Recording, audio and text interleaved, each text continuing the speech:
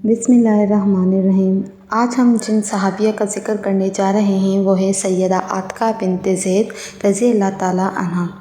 خاندانی پس منظر: نام عاتقہ، والد کا نام زید بن عمرو بن نفیل، والدہ کا نام قریظ بنت حضرمی تھا۔ ان کا بھائی سعید بن زید تھا جو ان 10 صحابہ کرام میں سے تھا جنہیں زبان رسالت سے جنت کی بشارت ملی، اور سیدنا عمر بن خطاب اس کے باپ کے چچا زاد بھائی تھے۔ سیدنا عاتقہ کی شادی سب سے پہلے سیدنا عبداللہ بن ابی بکر صدیق رضی اللہ تعالیٰ عنہ کے ساتھ ہوئی۔ ان کی شہادت کے بعد سیدہ عاتقہ کی شادی سیدنا عمر بن خطاب رضی اللہ تعالیٰ عنہ کے ساتھ ہوئی۔ جب وہ شہید ہو گئے تو سیدہ عاتقہ رضی اللہ تعالیٰ عنہ سیدنا زبیر بن عوام رضی اللہ تعالیٰ عنہ کے ساتھ رشتے ازواج میں منسلک ہو گئیں۔ اس کے بعد سیدنا علی بن ابی طالب رضی اللہ تعالیٰ عنہ نے انہیں نکاح کا پیغام دیا جو انہوں نے قبول نہ کیا۔ پھر ان کی شادی سیدنا حسین بن علی رضی اللہ تعالیٰ عنہ کے ساتھ ہوئی۔ مہاجرہ شاعرہ: سیدہ عاتقہ رضی اللہ تعالیٰ عنہ نہایت حسین و جمیل اور خوش اخلاق خاتون تھیں۔ انہوں نے مکہ معظمہ میں اسلام قبول کیا اور دیگر مسلمان خواتین کے ساتھ بیعت کا شرف حاصل کیا۔ جب رسول اللہ صلی اللہ علیہ وآلہ وسلم نے صحابہ کرام کو مدینہ منورہ کی طرف ہجرت کرنے کی اجازت دی تو سیدہ عاتقہ نے بھی مدینہ کی طرف ہجرت کرنے کی سعادت حاصل کی تاکہ رسول اللہ صلی اللہ علیہ وسلم کے قریب رہتے ہوئے ہدایت الہی کے چشمے سے سیراب ہو سکیں۔ پہلے خاوند کی شہادت کسی کو بھی زندگی ہمیشہ کے لیے نہیں ملتی۔ سیدنا عبداللہ بن ابی بکر رسول اللہ صلی اللہ علیہ وآلہ وسلم کے ہمراہ غزوہ طائف کے لیے روانہ ہوئے۔ دوران جنگ میں انہیں ایک تیر لگا جس سے وہ شہید ہو گئے۔ اس طرح وہ خوش قسمت شہداء کے زمرے میں شامل ہو گئے۔ جب ان کی وفات کی خبر سیدہ عاتقہ کو پہنچی تو وہ جدائی کے غم میں لمبی آہیں بھر کر روئی اور اپنے شوہر کے لیے یہ اشعار کہے: مجھے نبی کریم صلی اللہ علیہ وآلہ وسلم اور سیدنا ابو بکر صدیق کے بعد سب سے بہترین انسان کی جدائی کا صدمہ پہنچا ہے جو کسی طریقے سے بھی کم نہ تھا۔ میں نے قسم کھا لی ہے کہ میری آنکھوں سے غم کے آنسو ختم نہ ہوں گے اور میرا جسم گرد آلود ہی رہے گا جب تک درختوں کے جھنڈ میں فاختہ گاتی رہے گی اور جب تک روشن صبح رات کو دھکیلتی رہے گی، میری آہوزاری جاری رہے گی۔ اللہ کی قسم، کوئی آنکھ ایسی نہ تھی جس نے اس جیسا کوئی جوان دیکھا ہو۔ جب جنگ میں نیزے حرکت میں آتے ہیں تو یہ موت کی وادی میں گھس جاتا ہے حتیٰ کہ نیزے کو سرخ حالت میں چھوڑتا ہے۔ یہ تھے چند اشعار کی ترجمہ جو کہ انہوں نے اپنے شوہر کے لیے کہے۔ سیدنا عمر بن خطاب رضی اللہ تعالیٰ عنہ کے ساتھ شادی: سیدہ عاتقہ عدت کے دوران مسلسل روتی رہیں۔ جب انہوں نے عدت پوری کر لی تو سیدنا عمر بن خطاب رضی اللہ تعالیٰ عنہ نے انہیں نکاح کا پیغام بھیجا۔ انہوں نے سیدنا عمر بن خطاب کو بتایا کہ عبداللہ بن ابی بکر نے اسے باغ اس شرط پر دیا تھا کہ میں اس کے بعد کسی سے شادی نہ کروں۔ سیدنا عمر بن خطاب نے فرمایا کہ تم کسی سے فتویٰ لے لو، جس چیز کو اللہ تعالیٰ نے تیرے لیے حلال کیا ہے تم اسے اپنے لیے حرام کر رہی ہو۔ سیدہ عاتقہ نے سیدنا علی بن ابی طالب سے مسئلہ دریافت کیا۔ انہوں نے فرمایا تم باغ عبداللہ بن ابی بکر کے خاندان کو واپس کر دو اور پھر جس سے چاہو شادی کر لو۔ انہوں نے سیدنا علی بن ابی طالب کے دیے ہوئے فتوے پر عمل کیا اور سیدنا عمر بن خطاب کے ساتھ رشتے ازواج میں منسلک ہو گئیں۔ ان کے پہلو میں زندگی بسر کرنے لگیں اور ان کے علم سے خوشہ چینی کرنے لگیں۔ ان سے زہد کی تعلیم حاصل کی۔ سیدنا عمر رضی اللہ تعالیٰ عنہ ان کی رفاقت میں بہت خوش تھے۔ جب وہ مسجد میں باجماعت نماز ادا کرنے کے لیے جانا چاہتی تو سیدنا عمر بن خطاب سے اجازت طلب کرتی۔ سیدنا عمر ان سے کہتے: میری دلی خواہش تو یہی ہے کہ تم گھر میں رہو اور تم میری اس رغبت کو جانتی ہو۔ انہوں نے کہا میں آپ سے مسجد جانے کے لیے اجازت طلب کرتی رہوں گی۔ سیدنا عمر بن خطاب نے انہیں کبھی بھی مسجد جانے سے روکا نہیں تھا۔ مجوسی نے سیدنا عمر بن خطاب پر اپنے زہر میں بھگوئے خنجر سے وار کیا جس سے وہ وفات پا گئے تو سیدہ عاتقہ ان کی جدائی میں آنسو بہائے اور یہ اشعار کہے: اے آنکھ، آنسوؤں اور گریہ زاری کی سخاوت کر، شریف امام کے غم کے اظہار میں اقتحاٹ محسوس نہ کر۔ جنگجو لوگوں سے کہو تم مر جاؤ، موت نے اسے شوق کا پیالہ پلا دیا۔ ان کی تیسری شادی سیدنا زبیر بن عوام رضی اللہ تعالیٰ عنہ کے ساتھ ہوئی۔ جب انہوں نے عدت کا سلسلہ پورا کیا تو سیدنا زبیر بن عوام رضی اللہ تعالیٰ عنہ کو معلوم ہوا کہ سیدہ عاتکہ کی عدت پوری ہو چکی ہے۔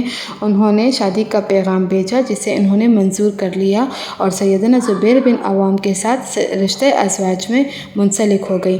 سیدنا زبیر بن عوام بڑی غصیلی طبیعت والے تھے۔ سیدہ عاتکہ جسمانی طور پر فربا تھیں۔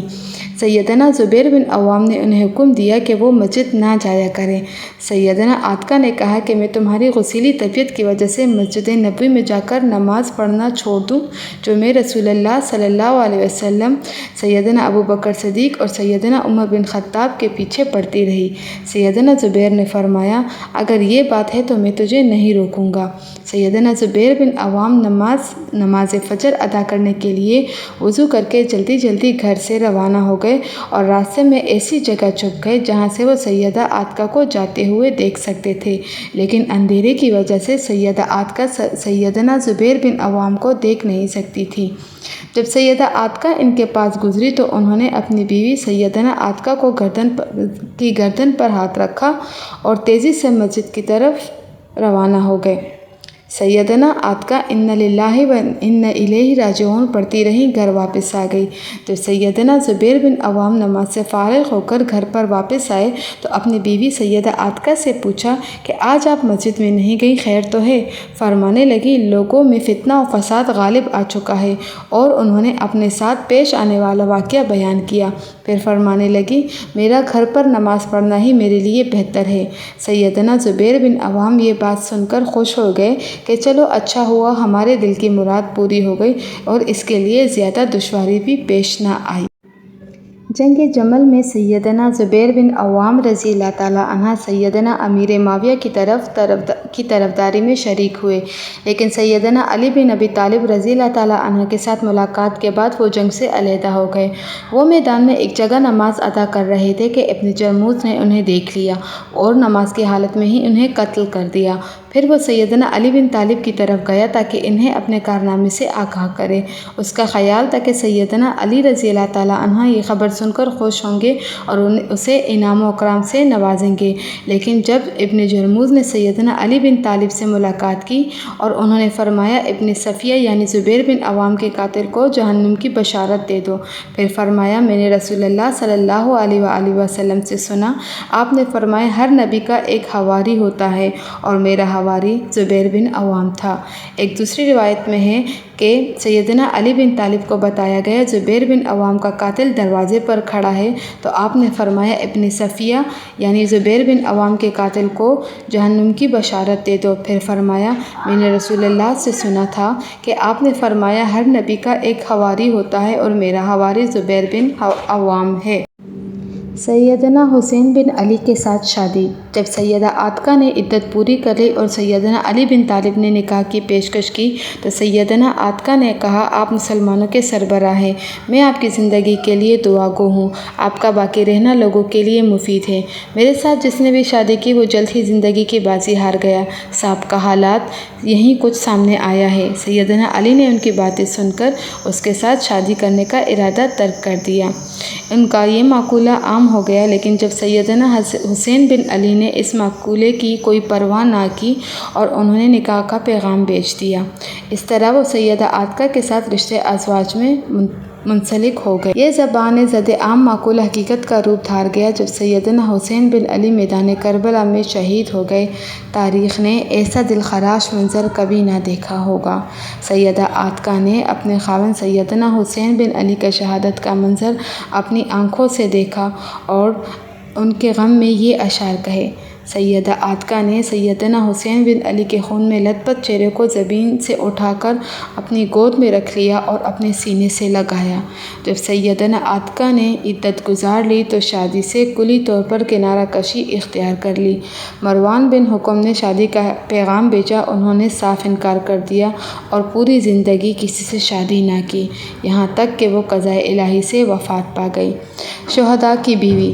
یکے بعد دیگرے 4 شہداء کی بیوی سیدنا عاتکہ بنت زید رضی اللہ تعالیٰ عنہ اللہ سبحانہ و تعالیٰ اپنی رحمت نچھاور کرے، ان کی پہلی شہداء کی بیوی یکے بعد دیگرے 4 شہداء کی بیوی سیدہ عاتقہ بنت زید پر اللہ تعالیٰ اپنی رحمت نچھاور کرے۔ ان کی پہلی شادی عبداللہ بن ابی بکر کے ساتھ ہوئی۔ اس کے بعد سیدنا عمر بن خطاب اور زبیر بن عوام کے ساتھ اور ان کے بعد حسین بن علی کے ساتھ شادی ہوئی۔